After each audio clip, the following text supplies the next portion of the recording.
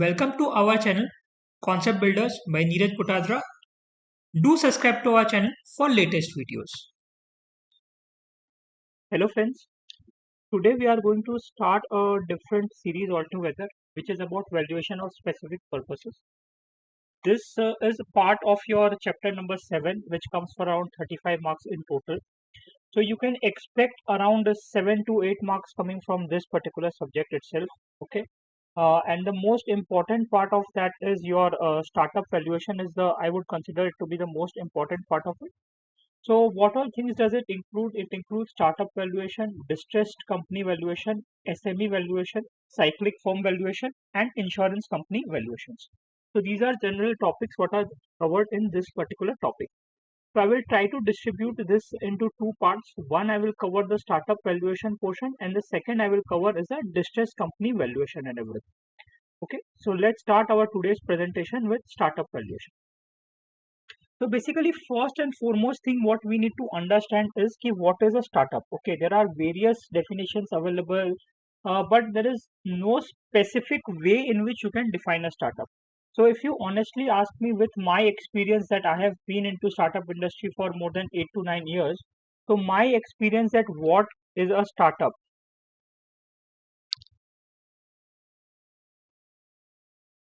So I define startup as it should have certain attributes. Okay. So first and foremost attribute that I feel a startup should have is it should have something with innovation. Second thing, it should have something called as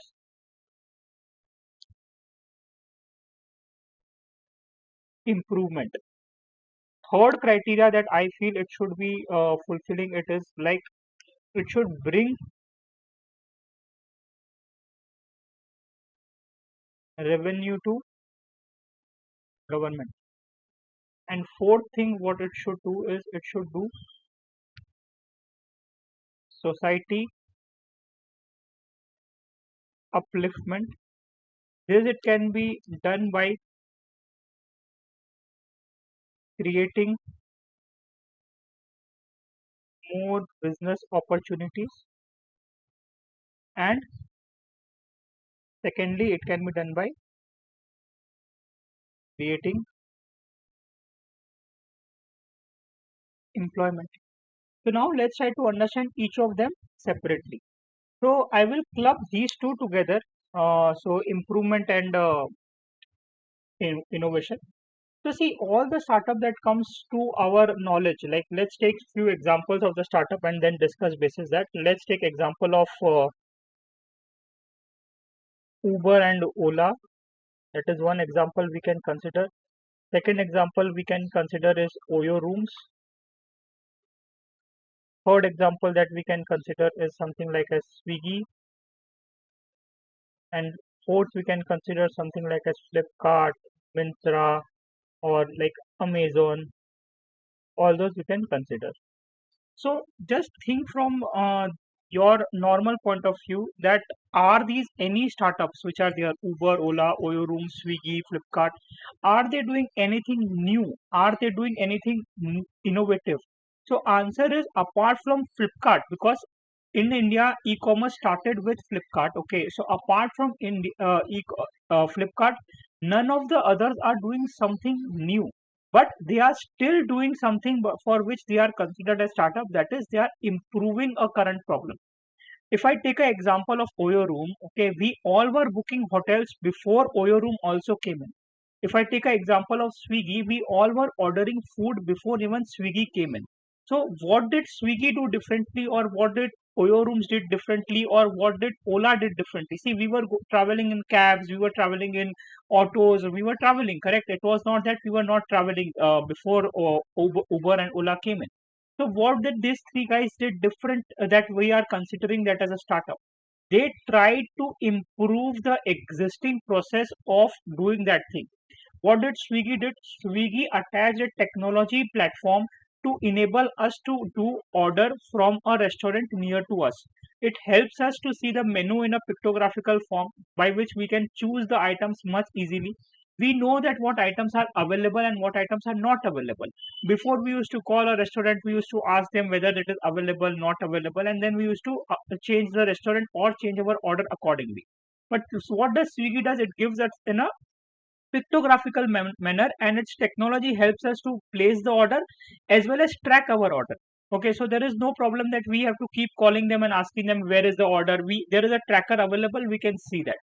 We used to book hotels before also. What does Oyo Room does for us? It gives a platform whereby it shows us what hotels are available. It just changed the entire way a hotel industry used to look. And after Oyo Room coming in, then Make My Trip, Clear Trip, all those people also start coming up with new different kind of hotel packages and all. Oyo Room did one innovative thing for sure, was they started procuring the hotel per se, saying that they will change the entire ambience, that how the hotel is going to look and feel also. So to give a similar kind of a look and feel to every customer who comes and visit any of the restaurant hotels of Oyo Room. So that was a part of innovation what they did. Flipkart, as I told you, they had e-commerce was existing in the world, but from Indian purses, Flipkart and Myntra were the first pioneer to give us the e-commerce delivery mechanism. So that is how you look at something called as innovation and improvement. Innovation can be in any field. Innovation can be in field of technology. Innovation can be in field of medicals. Innovation can be field of science. Anything it can be. Okay. So one of my friend, he is doing a innovation. He is from IIT. So he is doing a innovation where they are trying to find out a medicine or a test by which cancer can be detected at least one or two stage earlier than it is getting detected now. So that kind of innovations can be also termed under startup. Second thing is, it should bring revenue to the government. What do you mean by that? Either you should be earning and you should bring revenue to the government, or you should be getting foreign investments from outside. So all the startups which we have mentioned here, some or the other, we all know they all have got funding from outside India. See, FDI always helps the country to grow, and that is why it is important that whenever we are trying to acknowledge a startup, we are seeing whether there is any funding happening or not in that particular startup. So if funding is happening, some monetary movements are happening. See what happens if money gets stuck with certain high network individuals or certain bigger firms only, then the money will not flow in the country. Okay, but being a startup, you are able to raise funds. You are able to raise funds from outside the country or within the country, but that is giving a flow to the money. And money sitting ideal cannot earn, but money in a flow can surely earn revenue for the government. And lastly, and the most important point from my point of view, it is society upliftment. So just think from a point of view that what so many Uber driver or so many Flipkart representatives or so many Swiggy delivery boys would be doing if these industries were not there. These industries have given huge amount of employment to these guys, and that has helped them to start earning at a age of, like, after they qualify class 12 and like they are into first year graduation and all, they can earn money. They can earn a handsome salary of 25 to 30,000, which is difficult for people who qualify also. So what is all these companies doing? They are able to give respect to these people. So before, if you see, we used to never respect a driver, but there are hundreds and hundreds of stories nowadays by which we have started respecting Ola driver, Uber driver. They also accept that now they are respected and they also treat us with a nice eyes. Before, it was just a customer and a driver relationship, but now it's like more of a holistic approach by way they also treat us as a part of their employment generation scheme, and we also treat them a part of our life because we are going to deal with them every day, because we are going to order from Swiggy, we are going to order from Ola, Uber, we are going to take rides from them and all. So it becomes a very important thing that are you able to generate employment in the country or not? Okay, are you able to uplift the people or not? So that is one part. Second part is, any startup that comes into play, does it create business opportunity for other startups also? So if you see, before e-commerce coming into play, there was nothing called as digital marketing.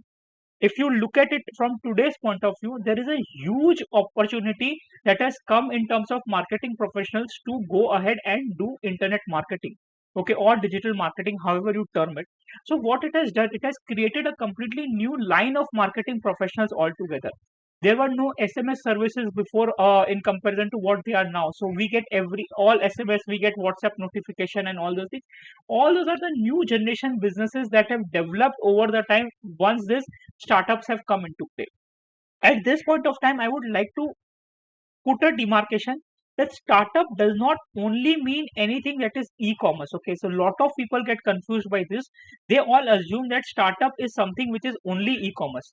I completely disagree with that. A small shop in your area who is trying to improvise the entire functionality in that particular area itself is also a startup.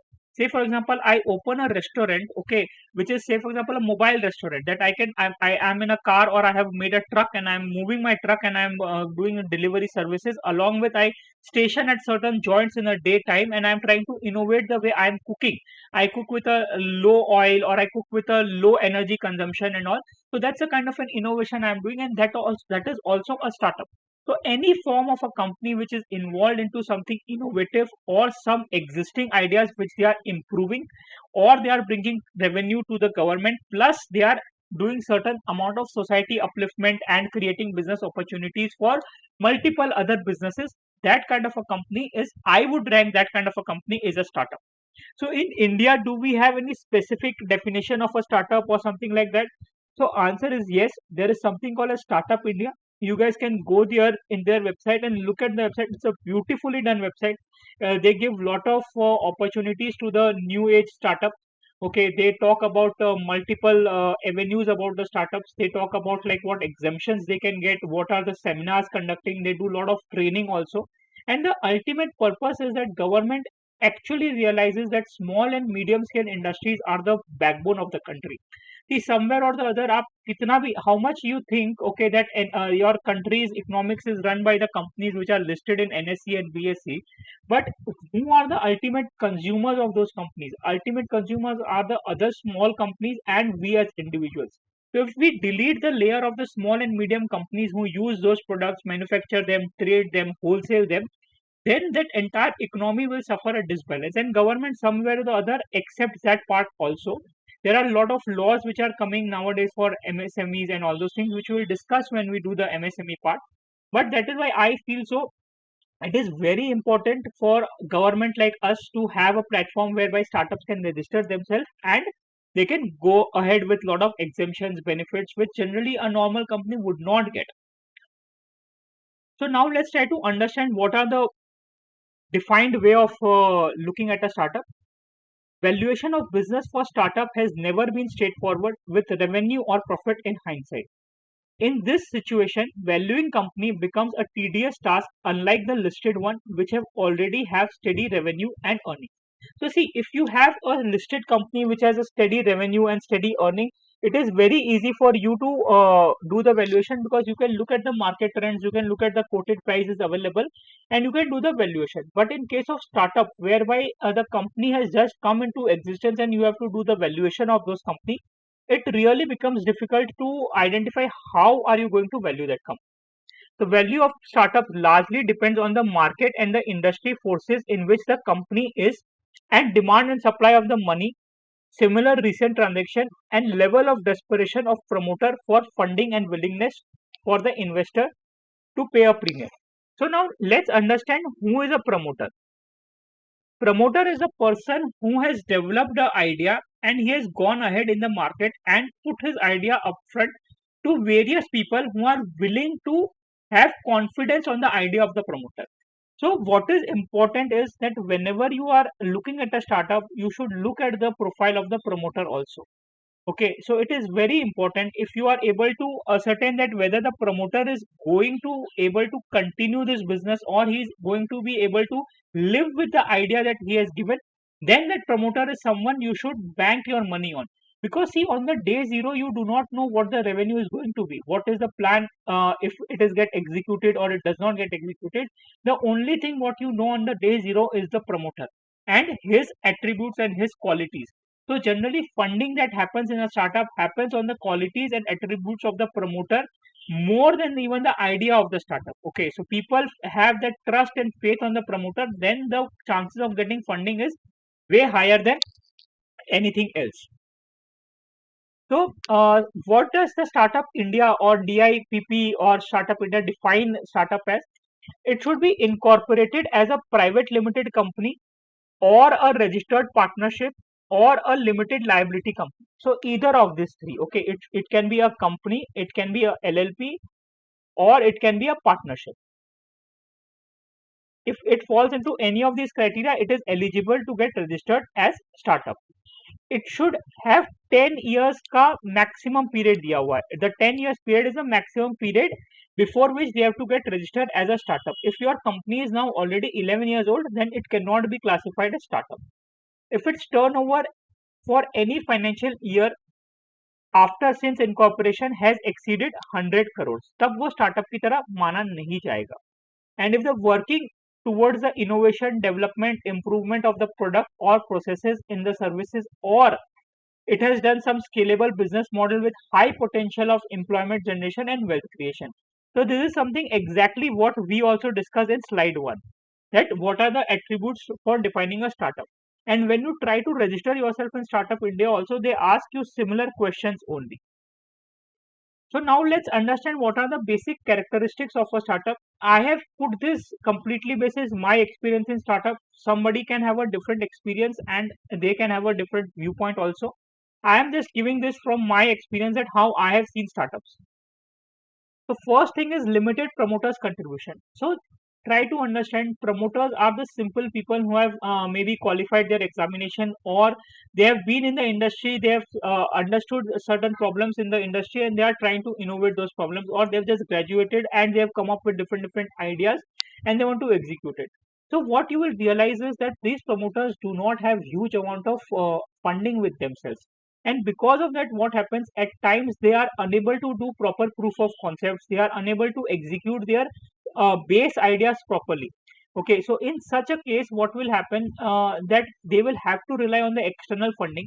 And one thing what I have always seen is ki whenever you will have huge amount of external funding, then the investment team, the PE teams or the venture capitalist people, they start dominating the ideology of the promoter also. So that is some there are always advantages to the funding that you get, and there are certain disadvantages also. So one thing you have to always decide and see that what kind of funding you want at and what level do you want that funding. Okay, it is not necessary that you want to dilute your investment on day zero. You can wait for it if you feel you can live with it. But if you do not have enough amount of cash in your pocket, then you will have to get into funding, and that can lead to lot of dominance by the startup PE funding people or the venture capitalist also. Negative cash flows and negative sales. So every startup that you will look into, they will have a trend of having a negative sales upfront. Okay, so what do you mean by negative sales? So let's draw a chart. So generally when a startup starts, its expenses keeps on rising. Okay, just assume this is a expense bar, and the revenue will start coming from somewhere here. Revenue will start coming from here, and at some point it will start increasing and expenses will keep on flowing. So till this phase, the company is only incurring expenses. Okay, so if you are incurring expenses, you will have to pay them also. And for paying them, either you will have to get money from your promoter, or you will have to depend on the high level of funding. Okay, so either of them is important. After you reach the point where you start earning revenue, still see there is a phase where you will not be able to meet your expenses. So till the point you reach the break even point, till that also you will have to depend on internal slash external funding. Okay, and once you start generating revenue, then there is no looking back as such. Okay, once you cross the break even stage, there is no looking back. Okay, third point is high dependency on external funding. I think so I've already explained you this, that if the founders or the promoters do not have enough money, they will have to depend on the external funding, and external funding has its own advantages and disadvantages. Optimistic financial projections. So just imagine, there are so many companies which start in India. Okay, and I was reading an article that 90% companies generally fail when it comes to starting, and then they get closed. Okay, so just think, when these companies started, let's assume that there was a company A started and it took a funding of, say for example, 100 crores, and after 3 years, for some other reasons, because of the losses, the company closed. After 3 years, company closed. So just think, when we had taken this 100 crores ka funding, okay, at that time we would have given certain valuation ka projections. We would have done valuation, we would have used DCF method or any method, and we would have done valuation. And for that, we would have given 5 years ka projections in which there would be first 2 3 years would be in losses, and then the fourth and fifth year would be in profits. Okay, so generally when we make such projections, just think that it is not even 3 years and the company has already closed. Okay, so whatever projections you thought, okay, you thought of projections in which after third year the company is going into profit. But just imagine you are in a position that this company has already been closed. Why does that happen? Reason being that the idea might not be great, okay, or the projections which were made with, they were very optimistic, and the basis that the company started doing expenses according to the projections, but they were unable to generate revenues as per the projections. That is always one of the big possibilities, that you make a budget of 100 crores ka expenses, okay, and you thought that there will be some revenue which also will start flowing, but for some reason the revenue does not flow only. Then what happens? The company gets closed. So there is a huge optimism when the projections are made. So whenever you do a valuation assignment, try to curtail that down. Try to bring it little bit to the more doable kind of an approach rather than just an optimistic kind of approach. Then there is something called as proof of concept. What do you mean by proof of concept? Say for example, I want to start a pav bhaji ka restaurant. I want to start a restaurant which sells pav bhaji. So what should I do first? Okay, I should just start a restaurant in a most posh area of the city directly, or I should first try and invite certain family members and the friends, and I should first make them taste the different kind of pav bhajis I'm making. If they are satisfied, then I should first start a small restaurant in my nearby area or the area where I feel it would be selling, and then I should try to open a big restaurant. So answer will be obviously first you should do your test and trials, and then only you should go ahead in the bigger industry. So, but many startups generally fail to do this proof of concept. Okay, so that is something is very important, that startup should do proof of concept, and without proof of concept, they should not get into the industry. But at times it is the kind of a thing which is a race which is happening between multiple ideas which are running. Okay, so I might think of opening a pav bhaji restaurant. One of my other known person might also think of opening a pav bhaji restaurant, and somebody I don't know is also looking at opening a pav bhaji restaurant. Okay, so there is a competition that who opens first in that specific area will obviously win the customer attraction. Okay, but that can lead to a negativity also if your tastes are not good, if you have not done your background work properly, you have not researched from where you are going to source your vegetables and all those things. Then it can lead to, you might win a advantage of being the first person to open a restaurant, but you might end up in losses because you did not do enough amount of research. So I always would suggest first do enough amount of research and then start a full-fledged startup. And lastly is the lack of financial governance. So I have worked in many startups. Okay, I would clearly say that financial governance is not ranked very high in startups. It is always considered that let's do the business first and then finance will automatically fall into. I have seen companies whereby we were given the financials only, and what do I mean by financial in that company? What was given to us was the only the bank statement. Okay, bank statement for 6 to 8 months was given, and the founders did not have any clue that what has happened in the company. Okay, they just gave us the bank statement of 6 months and they told us to do the accounting. So if such kind of things happen, you can imagine that there is always a possibility that you might miss certain government dues, you might miss certain GST compliances and all. So all those things can bring certain other litigations on the company as well. So which can lead to extra amount of cash outflow also. Now let's come to what do you do when you have an assignment and how do you value a startup. Let's try to understand what is valuation for a startup.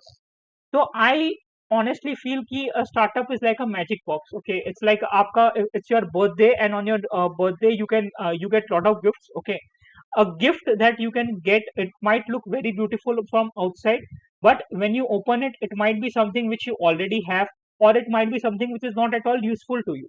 Okay, so startup is also something like that. Startup is also like a gift box. Okay, when you open that particular box, it might happen that it is exactly the same idea which somebody else has executed, or it is an idea which is of no use in the current form of society in which we are living, or this idea is superb, it's this idea is an awesome level idea and this is going to earn huge amount of money for you. That can happen.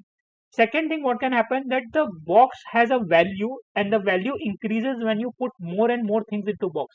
Say for example, you have thought of delivering food, like Swiggy would have first thought of delivering food only. Then what did they put in the box? They put a technology related app which could do the delivery for you. So ordering for you. Then they what did they put in the app? They put the tracking mechanisms. Then they put what things in the app. Then they put things like you could visualize your order. You could see that what item you are ordering, how that item is going to look like. Then what they added nowadays, they have added the service whereby you can use Swiggy to transfer any documents from one place to another. You want to order medicines, you can order through Swiggy also. So they are keep on adding things to the box to increase the value of the box.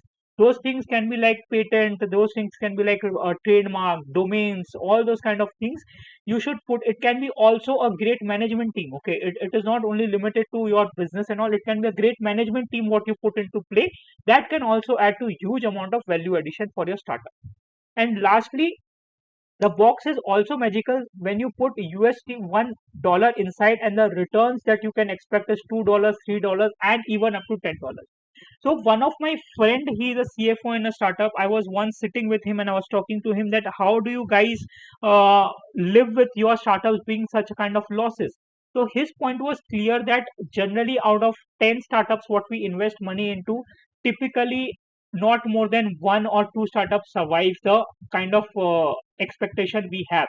So what his point was that what happens is we know that 8 companies out of the 10 are going to give us losses, but the 2 companies which are going to give us the profit are going to give us a profit which will cover all the losses what the 8 companies have made, plus whatever expected return that we had from these 10 startups that will also pay us that. Okay, so it is important to look at the track record of the promoters along with the fundamental of the business model and the readiness of plan when you are investing or when you are valuing a startup. It is even more important in case of early stage companies. When you are investing in early stage companies, it is even more important to look at the promoter's track record and all those things, because it's a very early stage. Nobody has seen what they are capable of doing. Okay, so at that stage, it is very important that you put your money with more cautious way rather than cutting a big check upfront. It is said that great ideas to succeed, it needs more than anything else monitoring as well as funding in the stage at the right time. So I completely agree to this part, and I believe that this is the truth of the Indian startup or anywhere in the world startup industry's truth is this. If you get the money at the correct point of time, that is the only way you can survive. If I need 1 crore rupee right now to run the business and grow right now, then I need it right now. If I get it after 6 months, somebody would have taken the train and gone way ahead than me. Okay, so right amount of funding at right point of time is the key to success for any startup in anywhere in the across the globe. Startup valuation is a method determining or analyzing the value of startup company. The method of valuation of these companies are different as they are pre-revenue stages and run with minimum funding generally collected from friends and family. So we all know how startup work. A company is valued through startup valuation process before reaching the revenue generation stage. A company requires startup valuation and small business funding. The value of the business can be easily calculated by using financial record. So here what I would like to bring to your notice is why do you need, the question of why comes that why do you need valuation. See, if I have made a company, let's again take an example of my pav bhaji company. So if I made a restaurant, I've thought of putting a restaurant of pav bhaji. Okay, if I need funding, so is that not important for me first to understand that what is my value per se? If I don't know my value, then how am I going to sell the entire concept to some third person? So it is very important that you have to first assess your own value and then go into the industry when it comes to understanding that what kind of funding you want to take. Okay, so it is very important. The valuation happens at two stages. One is the pre money valuation, that is the valuation which generally the entrepreneur themselves do, the promoters themselves do to understand what kind of value they are having right now. And they add to it the money what they are going to get, and then that is what they term it as a post money valuation. Or there's a different way to look at it is you do a directly a post money valuation. You reduce the funding that you are going to get, and whatever is the balance is called as a pre money valuation. Okay, the startup valuation process is relatively a science and can hence be initially forecasting for the entrepreneur. The factors in favor of a robust startup valuation are powerful prototype, the potential of a good number of customers, a good reputation, revenue generation potential, supply and demand synchronization, a well-built distribution channel, and hotness of the industry. So if you ask me right now, the hotness of the industry would be making the delivery mechanism more easier for people, because due to lockdown and all those things, we are unable to go outside our houses. And see what did Swiggy did. Within 1 or 2 months of the lockdown, they were able to launch their delivery services for almost all the products that you need. If you want to order a ice cream or you want to order a food delivery, it was already existing. But after that, if you wanted medicines, you wanted to deliver one document from your house to your office or to your client, it became very easy. So that is how it happens. So now let's understand what are the different stages of the startup. There are three stages to startup. One is the pre-revenue stage, then there is a revenue generation stage, and then there is a post-revenue generation stage.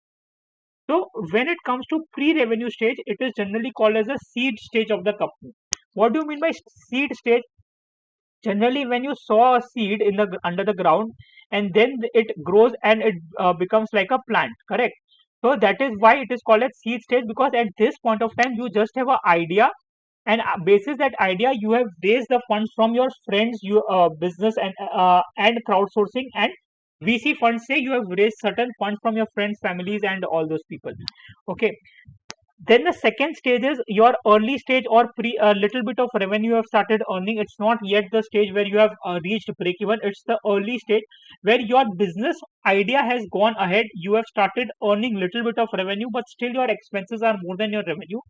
These are the stages where generally VC fund houses, private equity houses generally fund. Okay. The next stage is the break even stage, where your revenue and your expenses are almost equal. That is something considered as the best phase, where you should go out in the market and do a expansion thing, because now you are at a stage where you know that your concept has been validated, your business has been validated, because now your revenue are able to meet your expenditure. So you should go out in the market, do certain buyouts, you can go into merger and acquisition, do certain strategic alliances, and which will help you to grow more in the industry.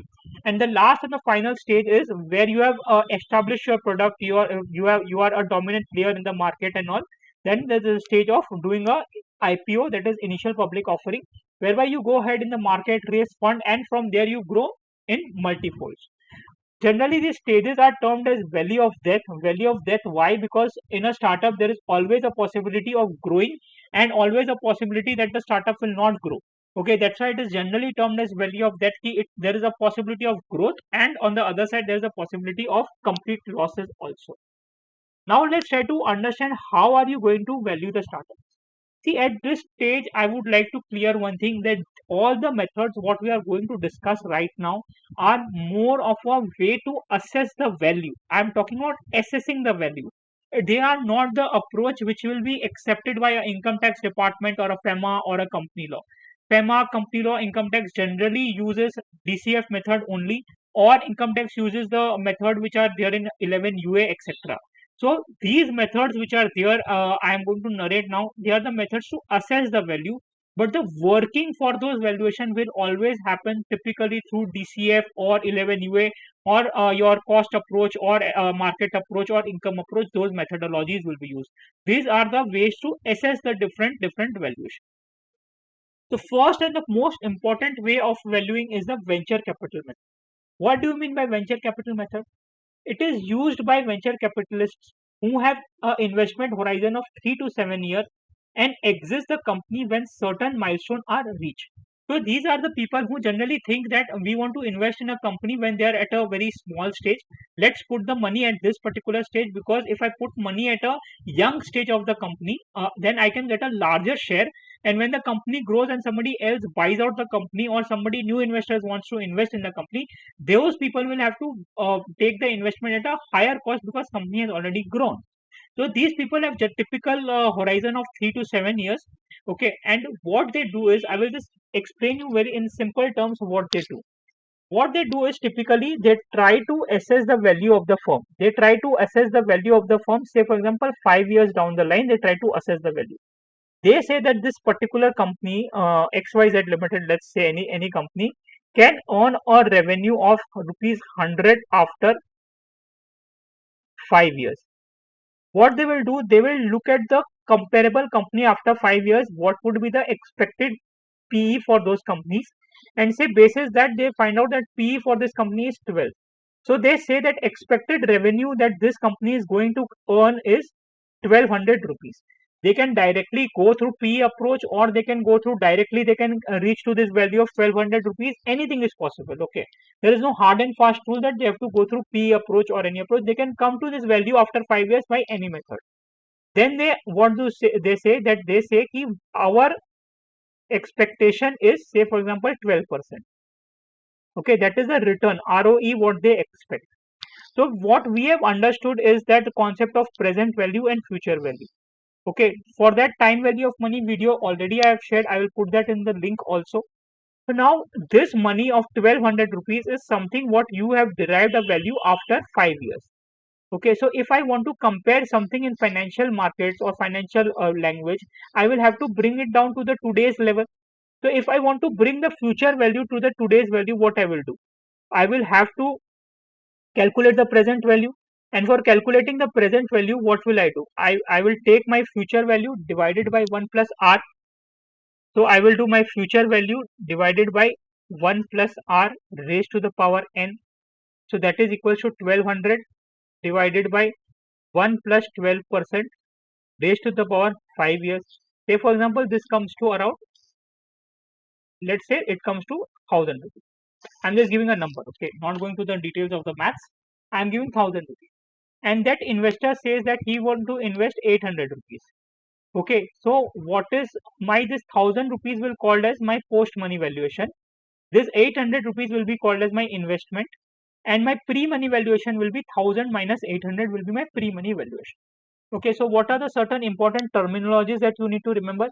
Post money valuation equals to terminal value divided by the expected ROI. That is what we did. 1200 was our terminal value divided by expected ROI of 12%, what we took for 5 years.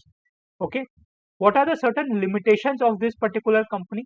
Limitation is to calculate the exit value. First and foremost limitation is to calculate the exit value. How do you calculate this exit value of 1200 is one of the big questions. Whether you do it by way of projections or you do it by a P multiple, however you do, but that will be very subjective in nature. Second limitation to this particular method is determining of the ROI. Say for example, I am a risk taking venture capitalist company. I can expect my returns to be as high as 40%. And there can be some venture capital company who thinks their return should be 30% or 20%. So can a company have a different valuation for two different people? Answer is yes. It will have to have valuation different, because the both the investors are having a different expectation altogether. Okay, so that kind of mismatch in the expectations of different investor is one of the limitation of this particular method. Now let's take an example and see what we have understood in this. A venture capitalist is looking for an investment of USD 100k in a startup technology for 5 years. So his period of horizon is 5 years. The company is expected to earn USD 200k profit from the 5th year. Comparable companies in the peer group PE multiple is 12, and the VC is negotiating at a return of 18 to 20%. So let's assume for the simplicity 18% as our assumption. So what has it given us? Ki company expect कर रही है 200 rupees का revenue. Its P multiple that it has given is 12. So the total terminal value that is I have is 2400 terminal value. So now in different problem you can get that company has cash of rupees 100 and debt of rupees 50. Then what you will do in that situation, you will add 2400 plus 100 minus 5. Okay, and whatever that will come, that will be your TV. Okay, so it depends. In our sum, there is nothing like this, so I'm just removing that. I've just explained you that if you get any such kind of sum in exam, you can deal with it. What is my rate of return? Rate of return ROE that has been given to me is 12%. Time that has been given to me is 5 years. So if I have to calculate my present value is future value divided by 1 plus r to the power n. So that is equals to 2400 divided by 1 plus 18%. Sorry, this is 18% in this sum raised to the power 5. So if you solve this, you will get an answer of 1049.06.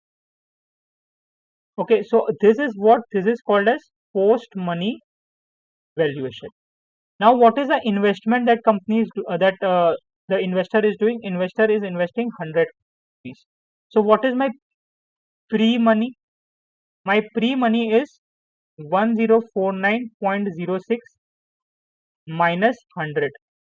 My pre-money is 949.06. What is my percentage holding? My percentage holding is 100 divided by 1049.06 is my percentage holding, that will come to at 10% sum. Okay, so this is how the entire venture capitalist method works. You can pause the video here and look at the question and look at the answer and try to understand it yourself also, and then again start the video. So the second method what is there is the Burkus method. This method is meant specifically for the pre-revenue startup. Okay, please note and remember, it is only meant for pre-revenue startup. Burkus method for valuing the startup gives value to those elements to progress made by the entrepreneur or the team. What does it mean? That it will not value the business as such, it will value the progress that entrepreneur and the team has made. The method assigns a range of value as the company begins to make the progress. So on what it will range the value, we will look at those components now. Okay, so this method was derived by a person called as Dave Burkus. What was his thought process is assign a number, a financial valuation to each of the major risks faced by a young company, after crediting the entrepreneur some basic value for quality and potential of the data itself. So what does it do? It has identified certain key elements or the key risk that a company faces, and it says that you should give the value to those risk factors and assess the value of the company.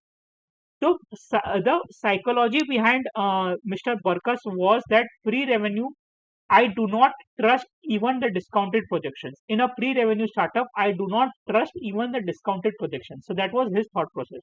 Somewhere or the other, I truly believe this thing because with my experience, I have learned that projections can go really vague. They can go really wrong also. So I also do not generally end up trusting the projections upfront. So what are the measures? What are the risk factors? What they've thought is, one is the sound idea. Second is the prototype. Third is the quality of management. Fourth is the relationship, strategic relationship it has, and the fifth is the product rollout plan and the sales. So these are the five different things. What they are saying that you should look at five different risks. These are generally fixed in nature. You have to evaluate company basis this risk only. They are fixed. But the Burkus method does not just stop in the qualitative drivers. These become the qualitative drivers. Okay.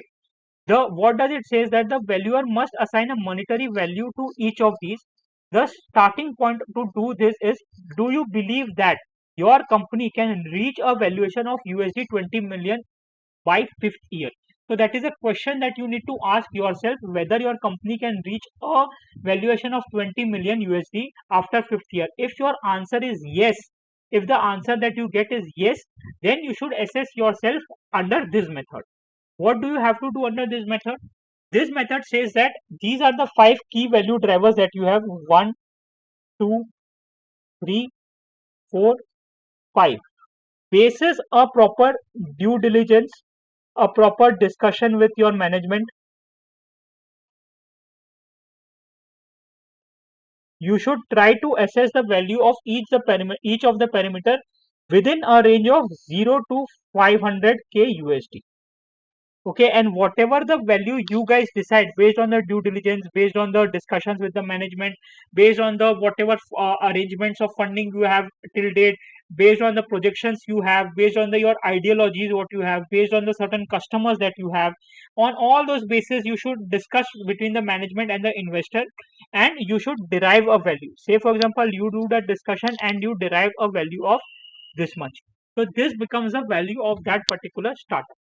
One of the key limitation of this is, once the company starts generating the proper revenue, this method is no longer applicable, as everyone will use actual revenue to estimate the company value, which is quite obvious, correct? Once the company starts earning, once the company is in position to convert the thought process or convert the idea what it has started with into monetary terms, in the revenue terms, then you will want to value the company in a different way altogether. Okay, so then might be you want to go through income approach and you want to do the valuation accordingly.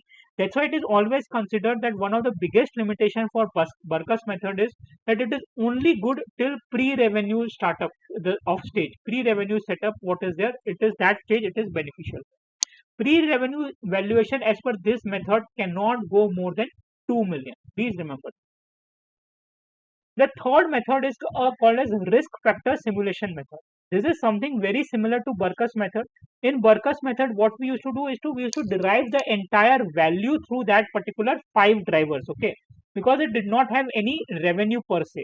But this is a method where the company has started earning some amount of revenue, and that's why you can decide on the initial value of the company.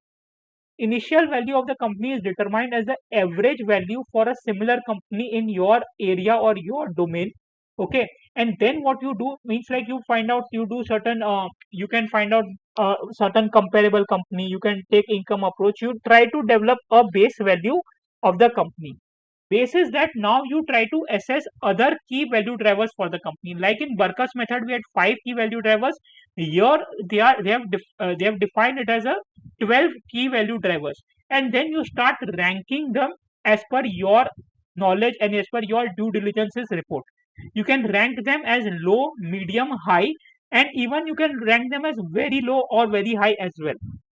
Every multiple is it is generally ranging between 2.5 lakh USD to 5 lakh USD. It can range between that particular thing. So say for example, in my example that I have given to you, I have ranked management risk as low, and that is why I have added 5 lakh USD to the valuation altogether. I have considered funding risk as high, and that's why I have considered negative 5 lakhs to the overall valuation. That this will lead to, it will be difficult to find funding in future. That's why I have reduced the value of the funding. Competition risk, I have considered it as very low. I have given it a point of 2.5 lakh, 2.5 lakh USD. Okay, this should not be very low. This should have been normal, or it should be little less than normal. Okay, that's why it is 2.5 lakhs. Okay, technology risk I have ranked as 5 lakh rupees, because $5 lakh, because it is low in nature.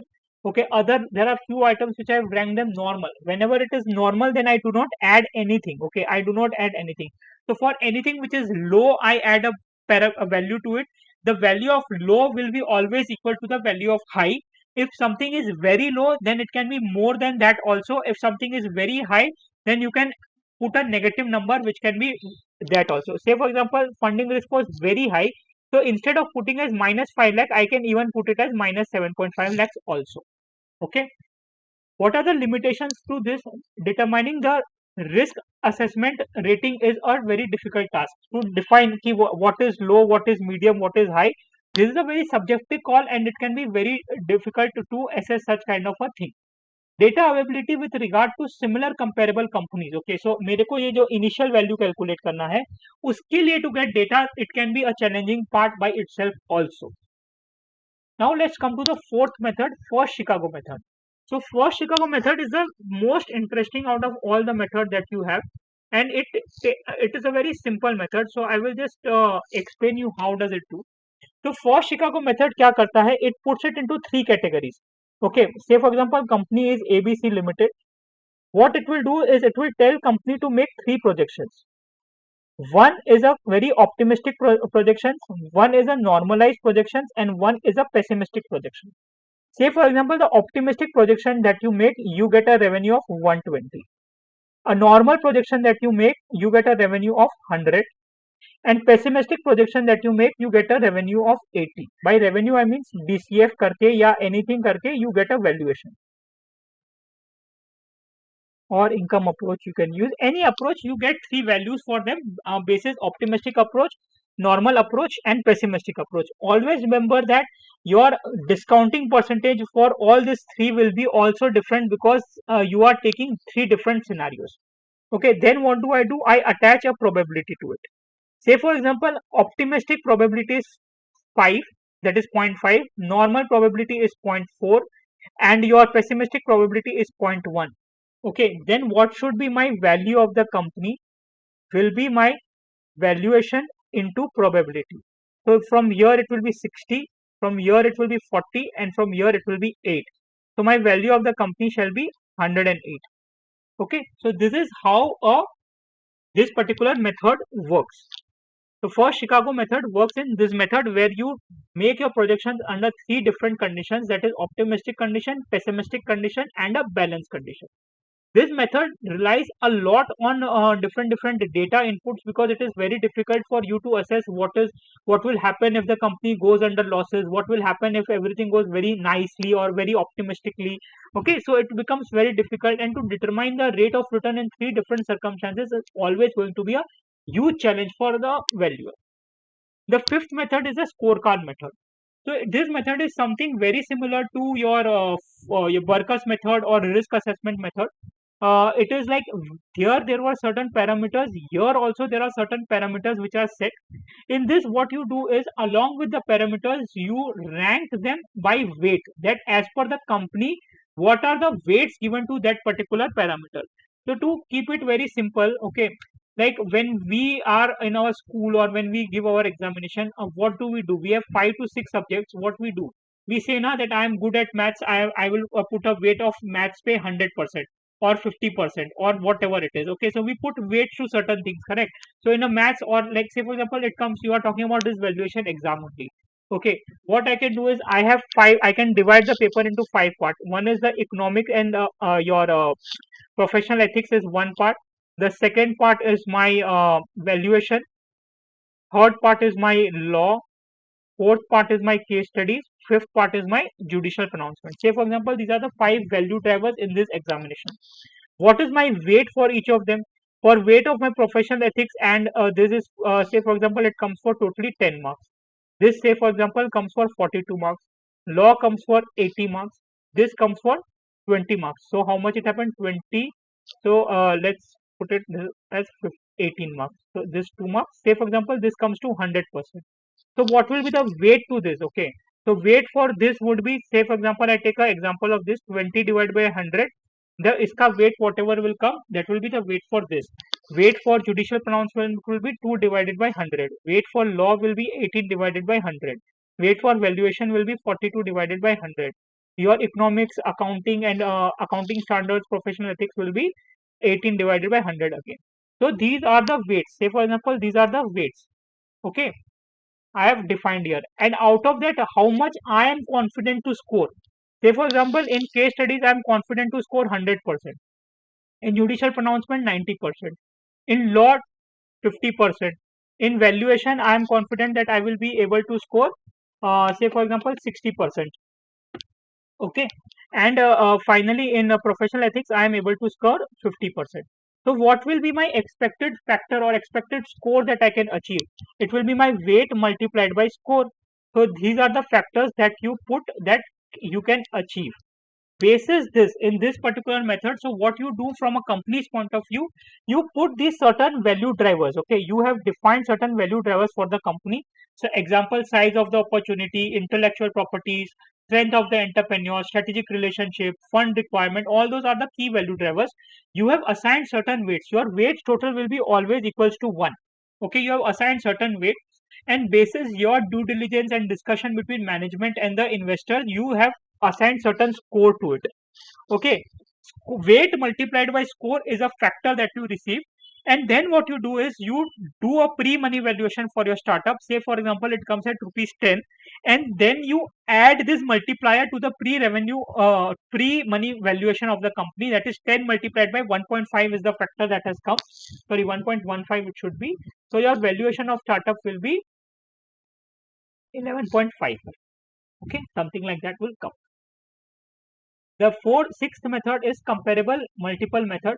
So this method is one of the most commonly used method. Okay, that is something what we all use in our day to day life. That is generally comparing your startup with someone else. So one of the biggest question that comes to many people's mind is, do we really get comparable startups as such? So answer is, it's very difficult to find comparable startups.